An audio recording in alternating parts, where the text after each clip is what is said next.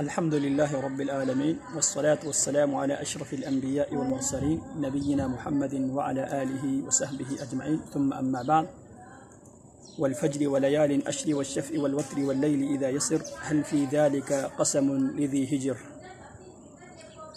وعن جابر رضي الله عنه قال قال رسول الله صلى الله عليه وسلم ما من أيام الأمل الصالح فيها أحب إلى الله من هذه الأيام العشر.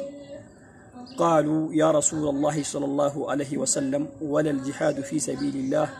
قال ولا الجهاد في سبيل الله إلا رجل خرج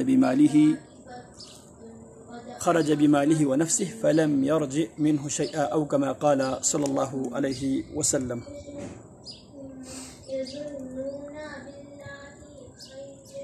ذوالحجہ کا مہینہ کی آمد ہے، اور اس مہینے کا جو پہلا عشرہ ہے دنیا کے سب سے افضل ترین جو ایام ہے، دنوں میں سے سب سے افضل ترین جو دن ہے وہ ذوالحجہ کا پہلا عشرہ کے جو ایام دنیا کے سب سے بہترین ایام شمار ہوتے ہیں کتاب و سنت کی روشنی میں. نبی اکرم صلی اللہ علیہ وسلم نے فرمایا ما من ایام العمل الصالح فیها احب الی اللہ من هذه الایام العشرہ. نبی اکرم صلی اللہ علیہ وسلم نے فرمایا ما من ایام العمل الصالح فیها احب الی اللہ من هذه الایام العشرہ.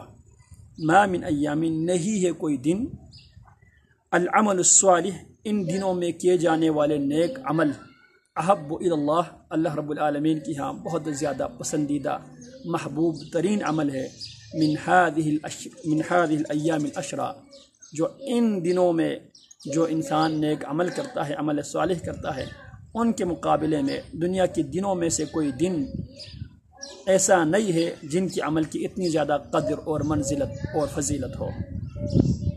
تو صحابہ کرام رضوان اللہ علیہم اجمعین وہ سباق الی الخیر، خیر کی طرف سبقت لے جانے والے تھے. والسابقون السابقون اولئک المقربون وسارعوا الی مغفرۃ من ربکم وجنۃ عرضها السماوات والارض. یہ سن کر حضرات صحابہ کرام رضوان اللہ علیہم اجمعین کے کچھ نرالے انداز ہوا کرتے تھے.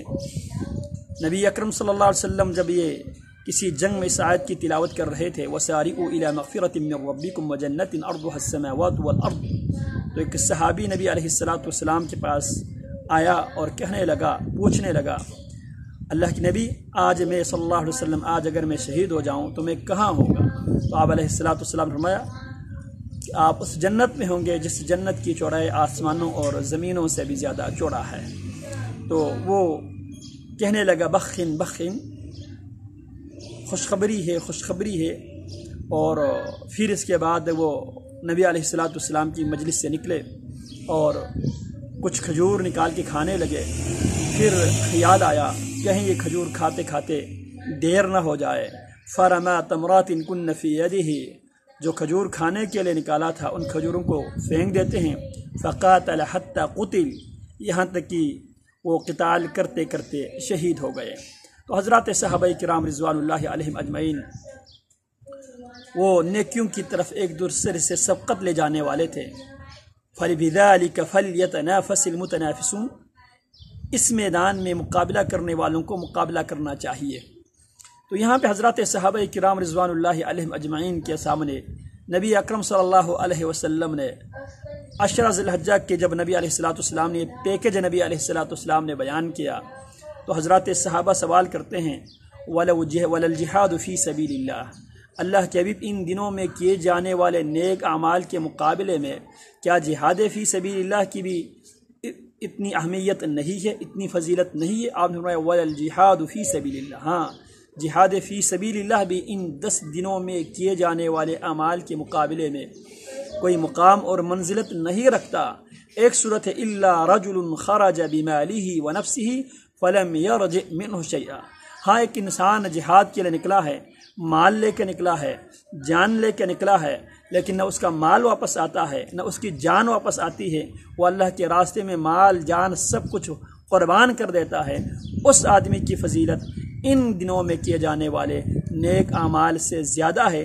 باقی اس کے علاوہ تمام جو دنوں میں کیے جانے والے نیک اعمال ان دنوں میں کیے جانے والے نیک اعمال کے مقابلے میں اتنا زیادہ رب العالمین کے ہاں محبوب اور پسندیدہ نہیں ہے۔ اب ان دنوں کی فضیلت کیوں ہے؟ کیونکہ ان دنوں میں امہات العبادات، چیدہ عبادتیں ان دنوں میں یکجا ہوتی ہے۔ ان دنوں میں حج ہے، یوم الحج الاکبر، حج اکبر اسی 10 دنوں میں ہے۔ ان 10 دنوں میں یوم عرفہ ہے، اس 10 دنوں میں یوم النحر ہے، اور یوم عرفہ کے بارے میں نبی علیہ الصلوۃ والسلام نے فرمایا احتسب صیام یوم عرفہ انی احتسب علی اللہ ان یکفر السنۃ التي قبلہ والسنۃ التي بعدہ۔ عرفہ کے دن کا جو روزہ ہے، میں اللہ رب العالمین سے امید رکھتا ہوں کہ اللہ رب العالمین اس عرفہ کے دن کے جو روزہ رکھنے کی وجہ سے اللہ رب العالمین اس روزے کی برکت سے ایک سال پچھلا اور ایک سال آنے والا جو سال ہے اس کا اللہ رب العالمین صغیرہ گناہ اللہ رب العالمین معاف فرمائے گا۔ اور عرفہ کا جو دن ہے، اس کے بارے میں سیدہ عائشہ رضی اللہ تعالی عنہ سے مروی ایک حدیث ہے جس میں رسول اللہ صلی اللہ علیہ وسلم نے فرمایا ما من یوم اکثر من ان یعتق اللہ فیہ عبدا من النار۔ کوئی بھی دن ایسا نہیں ہے جس دن کثرت کے ساتھ اللہ رب العالمین انسانوں کو جہنم سے آزادی عطا فرماتا ہے۔ عرفہ والے دن سے زیادہ کوئی دن ایسا ہے ہی نہیں ہے جس دن اللہ رب العالمین کثرت کے ساتھ بندوں کو جہنم سے آزادی عطا فرماتا ہے۔ اور فرماتے ہیں وَإِنَّهُ لَيَدْنُو، یہ وہ دن ہے جس دن اللہ رب العالمین آسمان دنیا پہ تشریف لاتے ہیں۔ جس طرح عام راتوں میں جب حین یبقا ثلث اللیل الاخیر، جب رات کے آخری پہر رہتا ہے تو اللہ رب العالمین آسمان دنیا پہ تشریف لاتے ہیں، اسی طرح عرفہ والے دن کے ٹائم پہ اللہ رب العالمین آسمان دنیا پہ تشریف لاتے ہیں۔